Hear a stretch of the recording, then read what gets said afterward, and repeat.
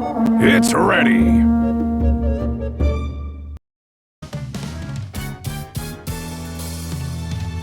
We can make bread! For the necklace, pull off all the legs. The texture ain't great if you leave them on. Then skewer and roast it. Heat up some oil and give the coin bugs a good fry, stomach side down. Drop in a pinch of salt and stir them so the oil gets around evenly.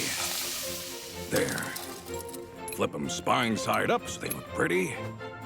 For the tiara, pop out the eggs and larvae from their nest. Break it up in the pot and boil everything together.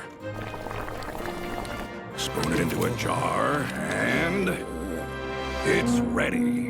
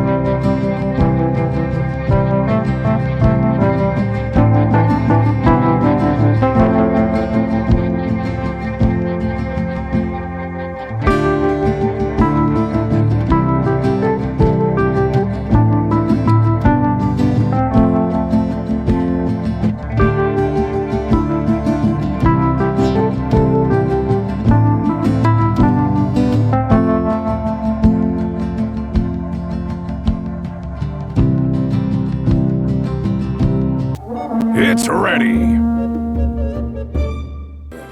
It's ready!